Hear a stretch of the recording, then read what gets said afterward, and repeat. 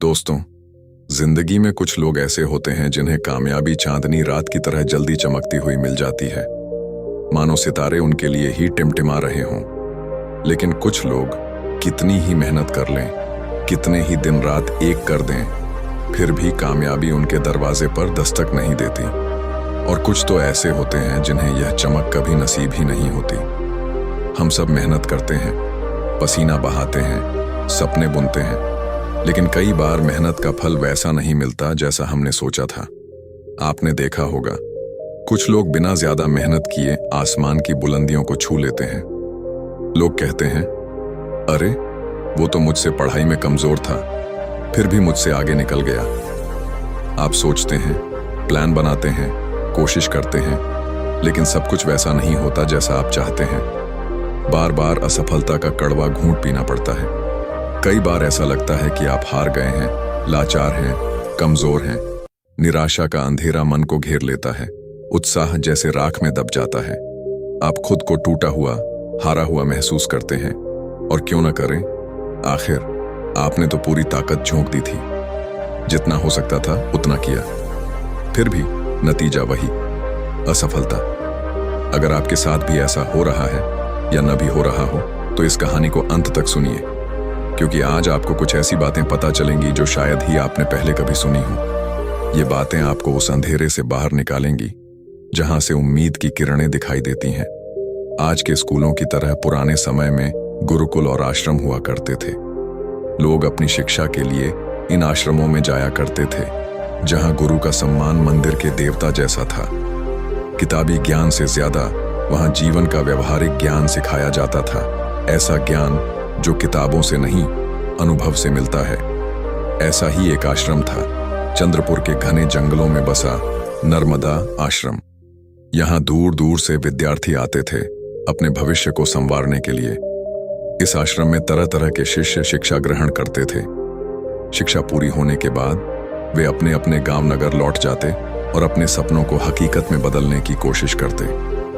इन्हीं शिष्यों में था विक्रम, एक साधारण सा नौजवान, सांवले रंग का, पुराने लेकिन साफ कपड़ों में, जिसके चेहरे पर मेहनत की लकीरें और आंखों में सपनों की चमक थी। वह भी अपनी शिक्षा पूरी कर अपने गांव सूरजपुरात लौट आया। विक्रम के परिवार की हालत पहले से ही खराब थी। गरीबी उनके घर की दीवारों में सिमटी हुई थी। घर वालों को उम्मीद थी कि आश्रम से शिक्षा लेकर विक्रम कुछ ऐसा करेगा कि उनकी जिंदगी बदल जाएगी, लेकिन विक्रम के साथ सब कुछ उल्टा हो रहा था। आश्रम से लौटने के बाद वह जहां भी काम की तलाश में जाता, उसे नाकामी ही मिलती। छोटी छोटी बातों में वह असफल हो जाता। एक बार सूरजपुर के राजा महेंद्र अपनी सेना में नए सैनिक भर्ती कर रहे थे। विक्रम भी इस मौके को अपनी जिंदगी बदलने का सुनहरा अवसर मानकर राजमहल पहुंचा। वह साधारण कपड़ों में था, पुरानी धोती और कुर्ता, चेहरा मेहनत से थका हुआ, लेकिन आंखों में एक जोश। राजा के अधिकारियों के सामने अपनी योग्यता दिखाने का मौका आया, लेकिन जैसे ही वह खड़ा हुआ, उसके हाथ पैर कांपने लगे। डर ने उसे जकड़ लिया, उसकी आवाज लड़खड़ा गई और अधिकारियों ने उसे तुरंत बाहर का रास्ता दिखा दिया। तुम राजा की सेना के लायक नहीं, उन्होंने ठंडे लहजे में कहा। विक्रम का दिल टूट गया। यह मौका उसकी आखिरी उम्मीद था। अगर वह सेना में भर्ती हो जाता तो शायद अपने परिवार की गरीबी मिटा पाता, लेकिन अब वह दुखी मन से घर लौट आया। गांव में लोग उसका मजाक उड़ाने लगे। कोई कहता, विक्रम तो पढ़ा लिखा है, फिर भी कोई काम नहीं मिलता। कोई तंज कसता, लगता है आश्रम में इसने कुछ सीखा ही नहीं। कुछ तो यहां तक कहने लगे, ये तो मंदबुद्धि है, इसका दिमाग ही काम नहीं करता। ये ताने विक्रम के सीने में तीर की तरह चुभते। वह रात रात भर सो नहीं पाता। निराशा ने उसे घेर लिया। एक दिन तो उसके मन में आत्महत्या का ख्याल भी आया, लेकिन फिर उसने खुद को संभाला। उसने अपने बचपन के दोस्त अर्जुन से अपनी सारी व्यथा सुनाई। अर्जुन ने गहरी सांस लेते हुए कहा, विक्रम, तुम एक बार फिर नर्मदा आश्रम जाओ, अपने गुरु महर्षि विश्वम से मिलो, वे तुम्हारी हर समस्या का समाधान निकालेंगे। विक्रम पहले तो हिचकिचाया। आश्रम छोड़े हुए इतने साल बीत गए, क्या गुरुजी मुझे पहचानेंगे भी? लेकिन फिर उसने हिम्मत जुटाई और आश्रम की ओर चल पड़ा। नर्मदा आश्रम पहुंचते ही विक्रम की आंखें नम हो गईं। वही पुराने पेड़, वही शांत सरोवर और वही गुरु, अब बूढ़े हो चुके, सफेद दाढ़ी और साधारण वस्त्रों में, लेकिन आंखों में वही ज्ञान की चमक। विक्रम उनके सामने बैठा और अपनी सारी पीड़ा उड़ेल दी। गुरुदेव, उसकी आवाज में दर्द था, मैं जो भी करता हूं उसमें असफल हो जाता हूं। हर परीक्षा में हार जाता हूं। मेरे परिवार को मुझसे उम्मीद थी कि मैं उनकी गरीबी मिटाऊंगा, लेकिन मैं कुछ भी नहीं कर पाया। आश्रम में मैंने पूरी मेहनत से पढ़ाई की थी, फिर भी हर कदम पर मुझे नाकामी मिलती है। मेरे मन में नकारात्मक विचार जन्म ले रहे हैं। मैं लाचार और कमजोर महसूस करता हूं। गुरु शांत चित्त से उसकी बात सुनते रहे। जब विक्रम चुप हुआ तो गुरु ने गहरी सांस ली और बोले, विक्रम, मैं तुम्हें एक कहानी सुनाता हूं। इस कहानी में तुम्हारी सारी समस्याओं का जवाब छिपा है। ध्यान से सुनो। किसी जंगल में एक गडरिया अपनी भेड़ें चराया करता था। एक दिन वह जंगल में इतना आगे चला गया कि उसे एक शेर का छोटा सा बच्चा मिला। उसकी आंखें अभी खुली भी नहीं थीं। वह नन्हा मासूम सा था। गडरिया जानता था कि यह शेर का बच्चा है, फिर भी उसका दिल पिघल गया। वह उसे अपने घर ले आया और भेड़ों के दूध से उसका पालन पोषण करने लगा। वह शेर का बच्चा धीरे धीरे बड़ा होने लगा। वह भेड़ों के बच्चों के साथ खेलता, उनके साथ दूध पीता और उनकी तरह ही मिमियाता। वह खुद को भेड़ ही समझता था। समय बीता और वह शेर का बच्चा जवान हो गया। लेकिन एक दिन जंगल में एक विशाल शेर ने भेड़ों के झुंड पर हमला कर दिया। सारी भेड़ें डरकर भागने लगीं। वह जवान शेर भी, जो भेड़ों के साथ बड़ा हुआ था, डर के मारे उनके साथ भागने लगा। हमलावर शेर ने उसे देखा। उसे आश्चर्य हुआ कि एक शेर भेड़ों की तरह क्यों भाग रहा है। उसने भेड़ों को छोड़कर उस जवान शेर को पकड़ लिया और गर्जना करते हुए बोला, तू क्यों डर रहा है? तू तो शेर है, जंगल का राजा। तुझ में वही ताकत है जो मुझ में है।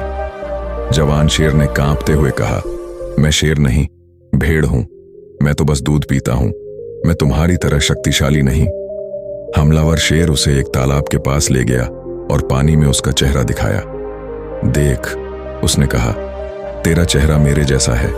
तेरे दांत, तेरे पंजे सब मेरे जैसे हैं। तू भेड़ नहीं, शेर है।